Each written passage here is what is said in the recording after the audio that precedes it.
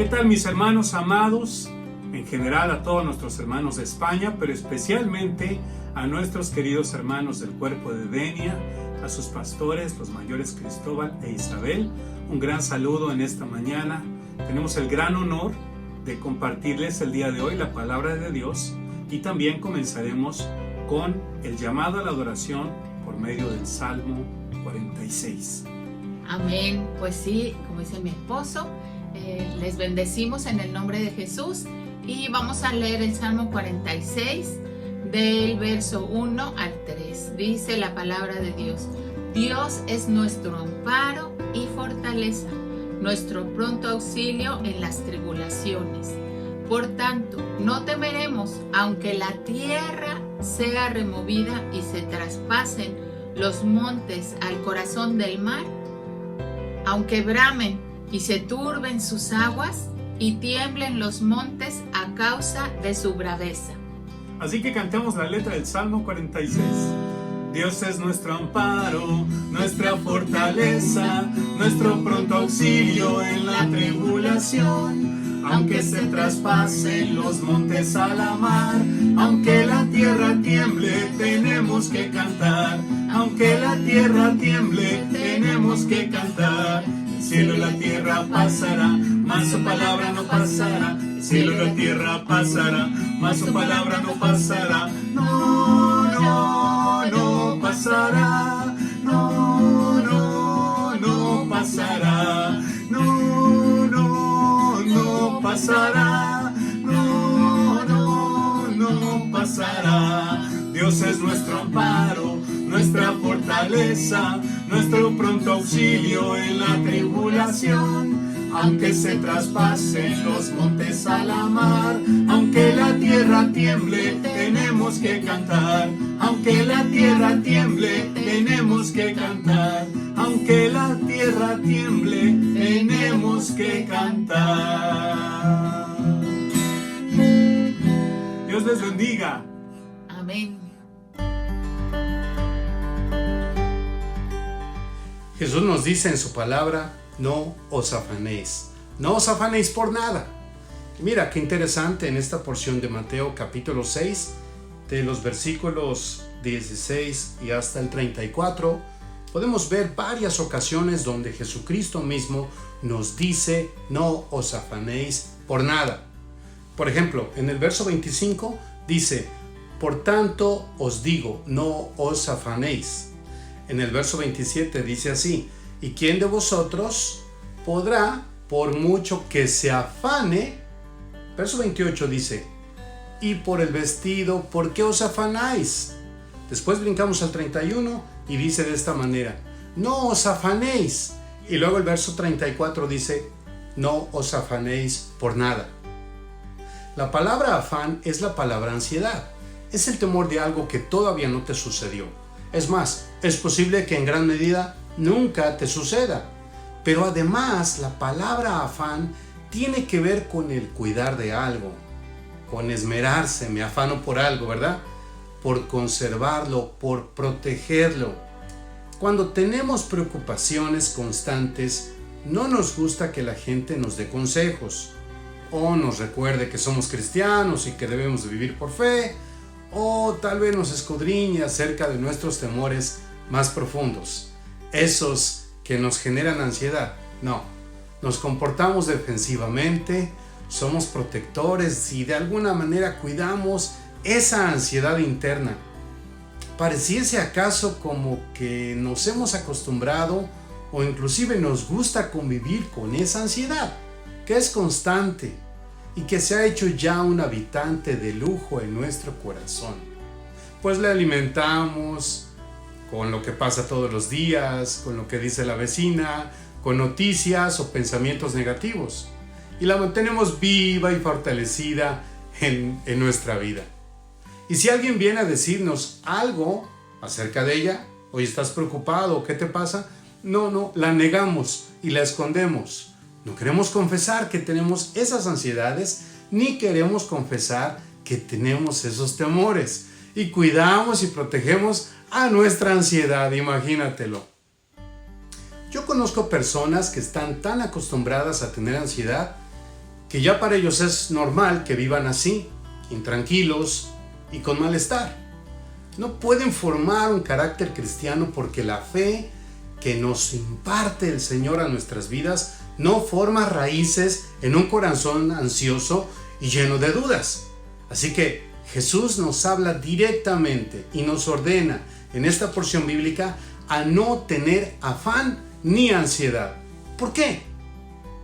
Porque la ansiedad en nuestras vidas se puede transformar en un ídolo, es decir, en algo que pongamos por encima de Dios, o algo que efectivamente se pone dentro del trono de nuestros corazones y toma posesión. Es verdad, hay personas que adoran su propia ansiedad en el altar de sus propios corazones y mantienen pensamientos adversos en sus mentes en todo momento. Gente que está temerosa de cómo va a morir, o qué va a pasar mañana, o a ver qué accidente viene, o qué problema imaginario podría llegar próximamente. Muchos inclusive sueñan de pura ansiedad. Hay gente que ha venido a verme y me cuenta sus sueños, y la verdad que son impresionantes, de la manera tan elocuente como ellos cuentan sus sueños y experiencias virtuales. Algunos que sueñan con algún dragón que tiene una cola retorcida y la cabeza aplastada y cosas como esas. De hecho, la ciencia de la psicología habla de su fundador, el psicólogo Sigmund Freud. Dice que para entender parte de nuestras vidas, él hasta escribe un libro que se llama La interpretación de los sueños, por ahí del 1900, y según él desarrolla un método para interpretar los sueños de forma sistemática y comprender el subconsciente y todo lo que sentimos. Bueno, como muchos otros, Freud fracasó rotundamente, pues el único que conoce lo más profundo de tu pensamiento y tu corazón es Dios mismo, quien creó al hombre pensante.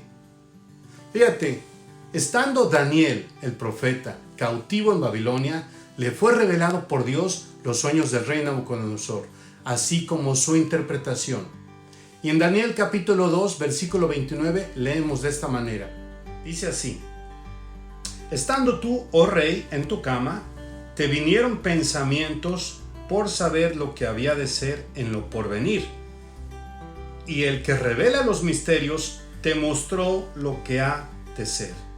Y a mí me ha revelado, verso 30, este misterio, no porque en mí haya más sabiduría que en todos los seres vivientes, sino para que se dé a conocer al rey la interpretación y para que entiendas los pensamientos de tu corazón.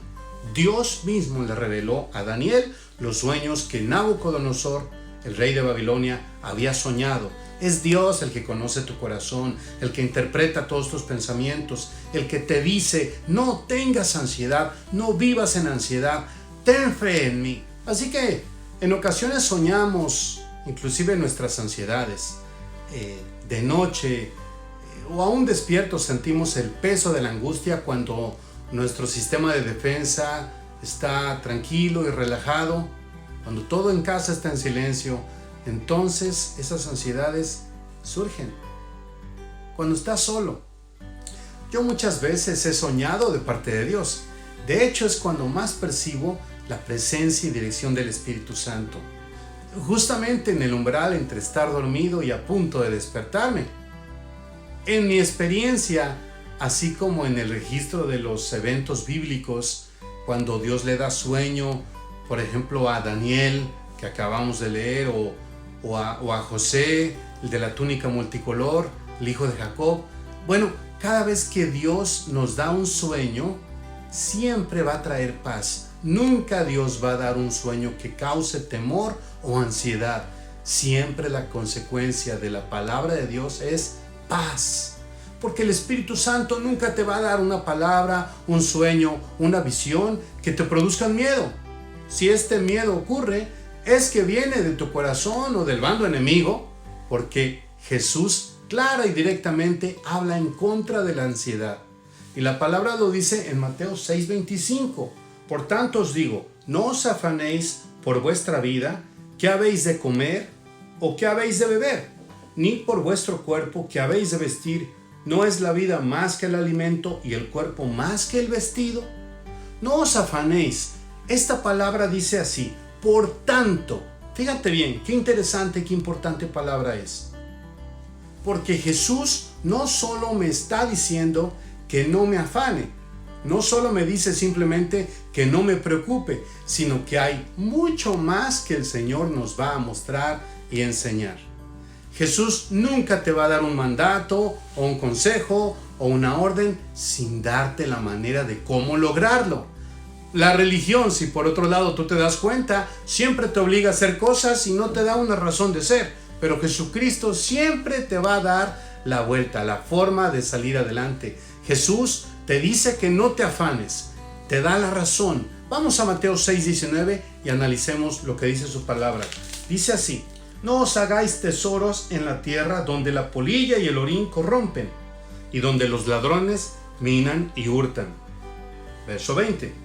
Sino haceos tesoros en el cielo, donde ni la polilla ni el orín corrompen, y donde los ladrones no minan ni hurtan. Porque donde está vuestro tesoro, ahí estará también vuestro corazón. Aquí Jesús nos habla del tesoro, es decir, de algo que valoramos mucho, algo que conservamos o que guardamos en un lugar muy especial. Mi esposa tiene sus joyitas y las guarda en estuches especiales, en sus cajitas, sus aretes, sus anillos, pero sobre todo cuida algunas de las joyas más importantes para ella, aquellas que pertenecieron a mi suegra, a su mamá. Esas las guarda en un lugar especial, cuidando significativamente de que no se le vayan a perder o estropear. Ahora, es interesante ver cómo Jesús hace una diferencia entre los dos tipos de tesoros. ¿Te diste cuenta? Los primeros son los que no perduran, los que son temporales. Y el segundo tipo de tesoros son aquellos que son eternos, que perduran para siempre. Y en su palabra claramente hace la diferencia. Es decir, las cosas materiales y de este mundo solo van a durar cierto tiempo, porque después se van a terminar, se van a romper. En cambio, la fe en Jesucristo es verdadera, es un eterno tesoro, es deseable y agradable a Dios. Así que siguiendo la línea de nuestro mensaje de hoy, Jesús nos dice que la ansiedad se convierte desgraciadamente en un tesoro, algo que valoramos y cuidamos dentro de nuestro corazón y que definitivamente no agrada a Jesús. El ejemplo más claro de esto es el tesoro mundano, que no es que no perdure, sino que además nos causa debilidad espiritual, enfermedad y hasta la muerte. Ese es el verdadero virus, ese es el virus del pecado. Sí, hay gente que muere por el estrés nervioso, causado por la ansiedad y que finalmente deriva en enfermedades psicosomáticas y otras dolencias. Jesús te dice, por nada estéis afanados ni ansiosos. Así que Jesús te pone las opciones claras y fáciles de entender. La primera opción es los tesoros que no perduran, los mundanos, los temporales. Más la segunda son los tesoros eternos, los que honran a Dios, los que no se corrompen, los que duran para siempre. Yo te pregunto, ¿cuál tomarías tú? ¿Cuál quieres tener? Y por cierto, ¿qué es un tesoro? Mira, si vamos a los versos 21 y 22, vamos a leer de esta manera. Dice así, porque donde está vuestro tesoro, ahí estará también vuestro corazón. Y el 22 dice, la lámpara del cuerpo es el ojo, así que si tu ojo es bueno, todo tu cuerpo estará lleno de luz. ¿Dónde pones tu mirada? Él te dice que no te afanes por la vida, lo que comas, lo que vistas, etc. No te preocupes. Pero antes te está diciendo que si no te quieres afanar, entonces tienes que fijarte dónde está tu tesoro. Porque tu ansiedad viene de algún tesoro que tienes guardado en tu corazón. Tu ansiedad constante está ciertamente alimentada por algo muy negativo que atesoras y valoras, pues Jesús te dice, por nada estéis afanosos, no tengáis temor. El problema es que hemos puesto los ojos donde no debemos y hemos quitado la mirada de Jesús. Y por lo tanto hemos atesorado las cosas del mundo. Es decir, la popularidad, el materialismo, el poder, bueno, hasta la salud física, la apariencia física. Hemos hecho tesoros en la tierra. Así que la enseñanza del maestro, el fundamento es que no tenemos que tener tesoros aquí en la tierra, más bien tener tesoros en el cielo. Si abrimos nuestros ojos a las cosas que el mundo aprecia y nos apartamos de la voluntad de Dios, es como si construyéramos en nuestros corazones un trono o monumento al Dios de este mundo. Así que si quieres saber cómo se levantó ese monumento, ese ídolo de ansiedad en tu corazón, analiza dónde has puesto tu mirada todos estos días, todos estos años. Fíjate, Hebreos capítulo 12, versículo 2 dice: puesto los ojos en Jesús, el autor y el consumador de la fe. Es maravilloso reconocer la anatomía del cuerpo humano. Nuestros ojos son como dos cámaras fotográficas maravillosas que sacan fotos a una velocidad impresionante.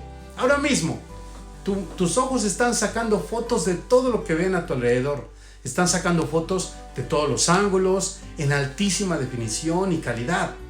Adicionalmente, debes de saber que los ojos se conectan por el nervio óptico al centro de la visión que está en la parte de atrás de nuestro cerebro, donde se llevan todas estas fotos y ahí se les analiza, se les organiza, se ponen en archivo, así todas bien organizaditas, se les guarda y el cerebro las interpreta, las pone en células de memoria para traerlas a la mente cuando las necesita.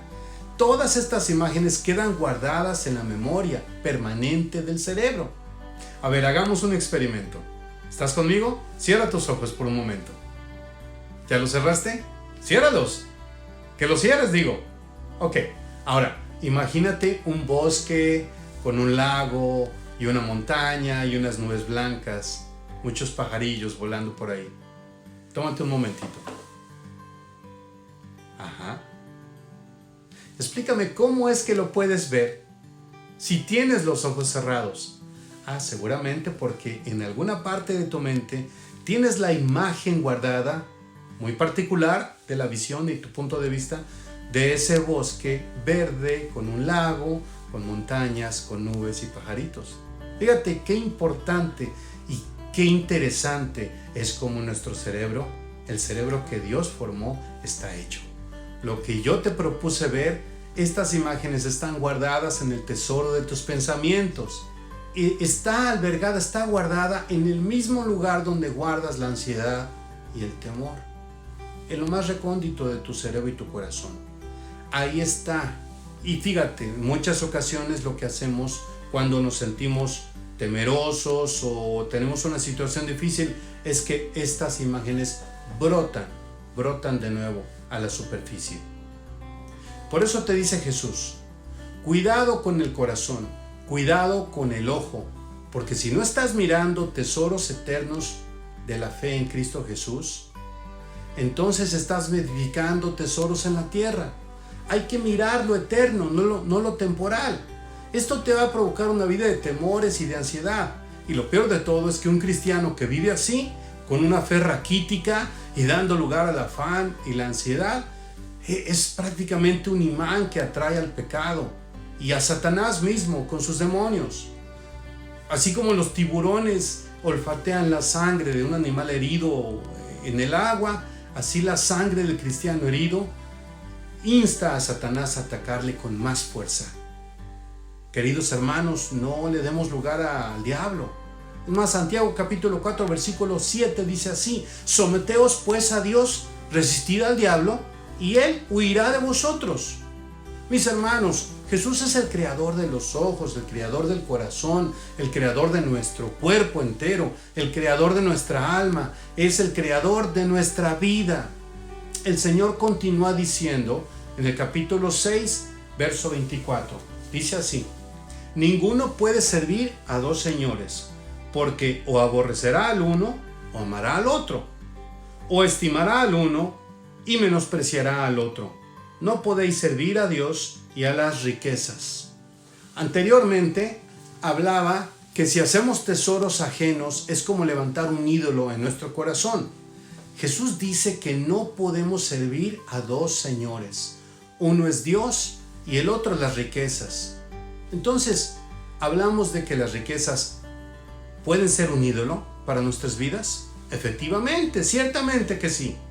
En la traducción del verso bíblico original se refiere no particularmente a las riquezas monetarias o materiales, sino más bien al dios pagano que las representa, es decir, al dios Mamón, M-A-M-M-O-N. Su significado en arameo es riquezas, pero su significado en el hebreo es matmón, que significa tesoro o dinero. Él es el dios que representa las riquezas y era un dios gordo, así feo, que lo ponían lleno de oro y de plata y de ofrendas que le traían los pueblos paganos.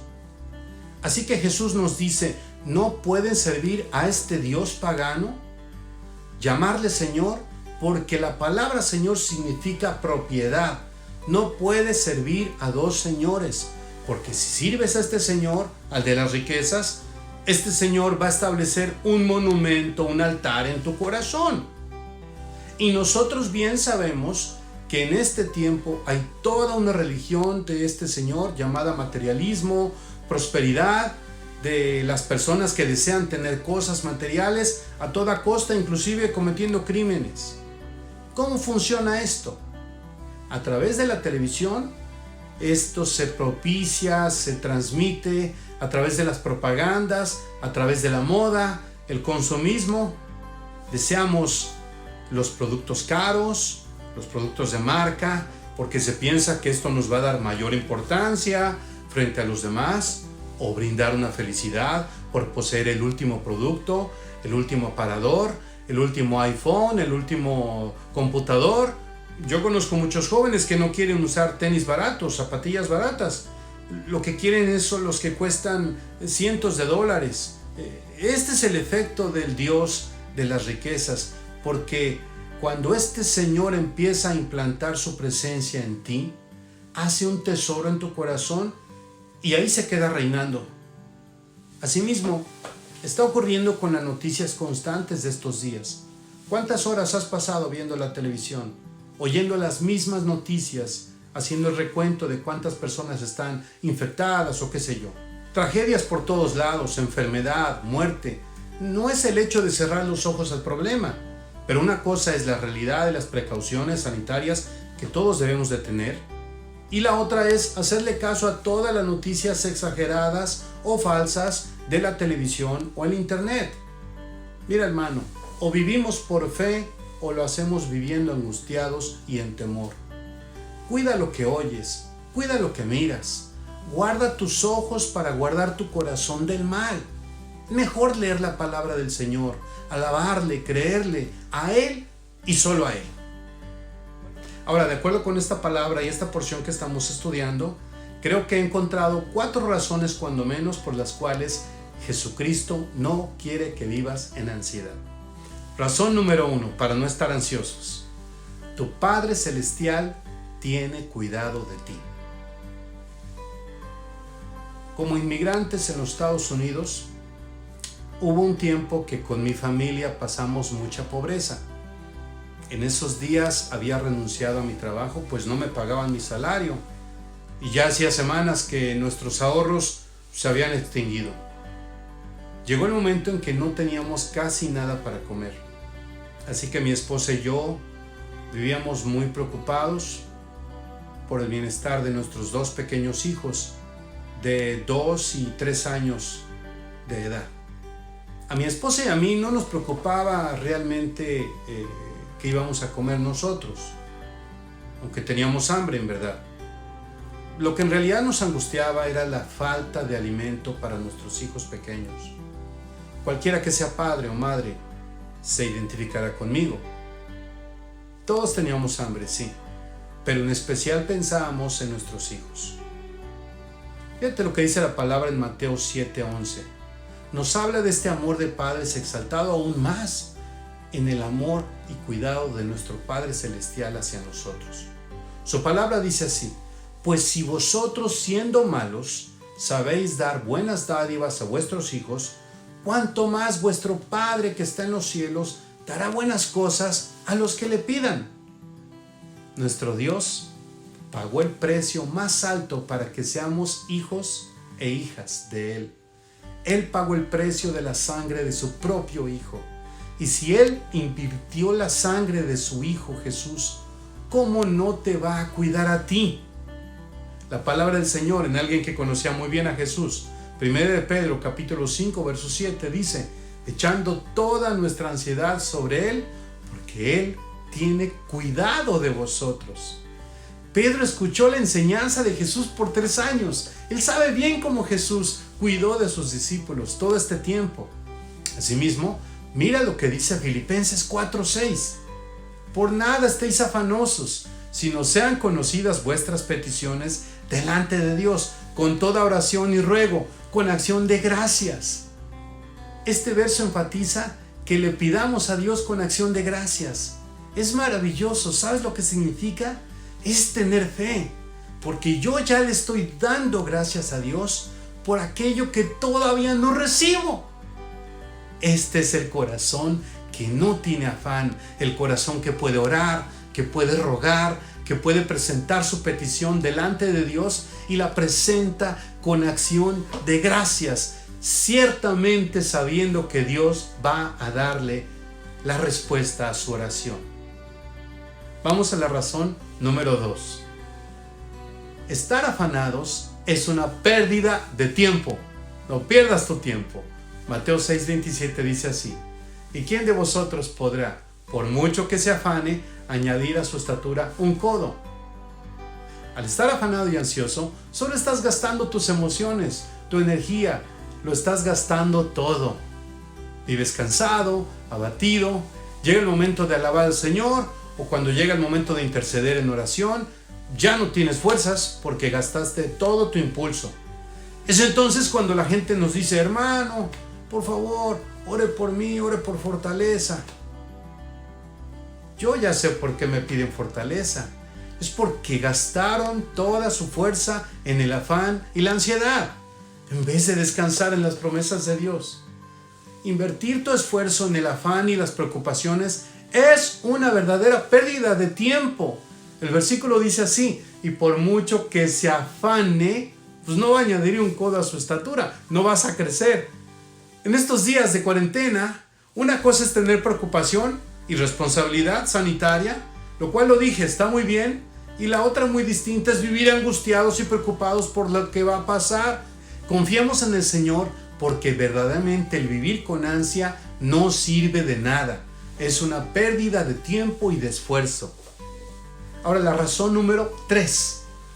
Las ansias te roban la fe. A mí no me gusta que me robe nadie. Mateo 6:30 dice: y si la hierba del campo que hoy es y mañana se echa en el horno, Dios la viste así, ¿no hará mucho más a vosotros, hombres de poca fe?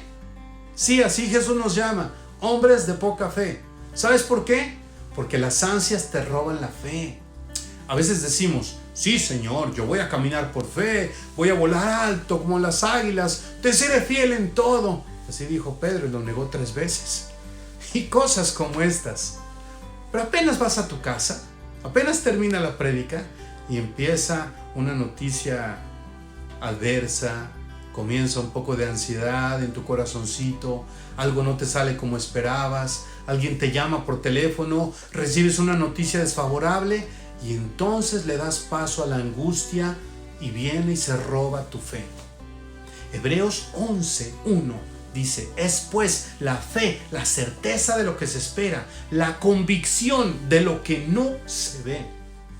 Pareciera que a veces solemos sustituir la palabra fe por afán, como si ambas tuvieran el mismo contexto.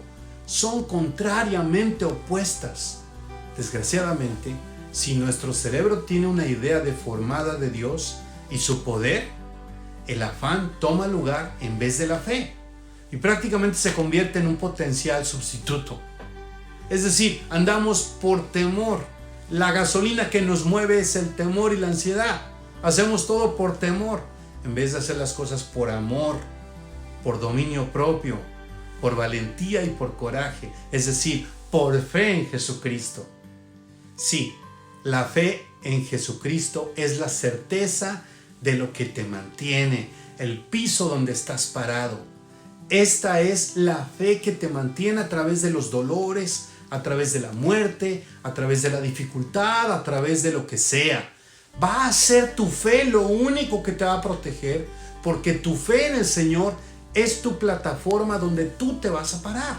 Es la roca fuerte de tu salvación donde tú te sostienes. Recordemos a Pedro. Cuando vio caminar a Jesús en las aguas, se animó y tuvo fe. Y quiso ir con el maestro, y el maestro lo invitó. En cuanto tenía sus ojos puestos en el Señor, todo iba bien. Podía caminar sobre el agua. En cuanto se apartó su mirada del Señor y comenzó a ver la tormenta y la situación alrededor suyo, comenzó a hundirse. Si tengo afán, este afán consume mi fe. Es decir, se la roba, la diluye. Esto no lo debemos de permitir nunca. Ciertamente la fe no es algo que podamos entender a plenitud, pues la fe es creer en la habilidad de Dios para que pueda hacer todas las cosas. Para Dios no hay nada imposible, aunque no lo entendamos, aunque no comprendamos a cabalidad. No pierdas tu fe, no dejes que la ansiedad te robe tu fe. La razón número 4 y última: el Padre conoce tus necesidades. Dios te conoce, Dios te hizo.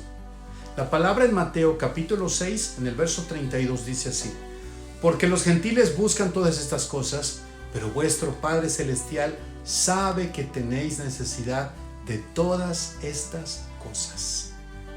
Bueno, vamos a revisar lo que hemos aprendido hasta este momento. Primero aprendimos que no es necesario vivir ansiosos ni angustiados. ¿Cuáles son las razones? La número 1 es porque nuestro Padre Celestial tiene cuidado de nosotros. La segunda, porque es una pérdida de tiempo vivir en ansiedad. La tercera, porque el afán te roba la fe. Y ahora escúchame, la cuarta es así: tampoco es necesario vivir preocupados ni deseando nada, porque el Padre conoce todo lo que necesitas. ¿Cuántas veces pasamos las horas contándole a Dios y explicándole con lujo de detalles, en alta definición y en estéreo, todas nuestras necesidades, como si Él no las conociera?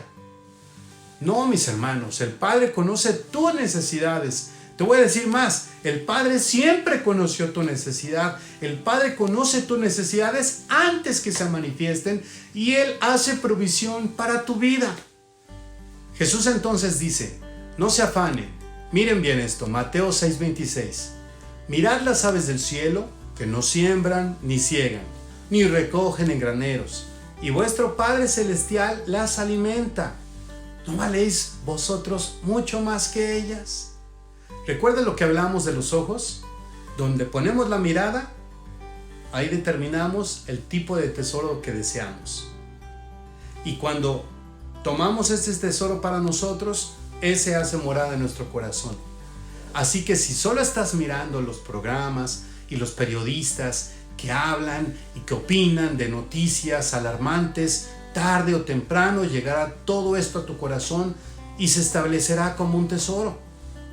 Y Jesús te dice: mira, si tienes ansiedad, estás perdiendo el tiempo. Recuerda que el Padre tiene cuidado de tu vida, y si sigues con este mal tesoro, harás un monumento en tu corazón, como un ídolo. Y ese ídolo te va a consumir, y en el momento que vas a necesitar donde ejercitar tu fe, no vas a tener fortaleza y no vas a tener el tiempo, no vas a tener la autoridad para usar tu fe. Mejor acumular tesoros en el cielo, no en la tierra. Y no sirvas al Dios de las riquezas. Lo último que Dios te dice es que el Padre conoce todo lo que necesitamos, y lo conoce desde antes de la fundación del mundo. Él por eso ha hecho provisión de todas las cosas para ti, todo lo que tú necesites. Como conclusión, te dejo las palabras de Jesús en el verso 33. Mas buscad primeramente del reino de Dios y su justicia, y todas estas cosas serán añadidas. Por nada estéis afanosos ni angustiados. El Señor les bendiga siempre.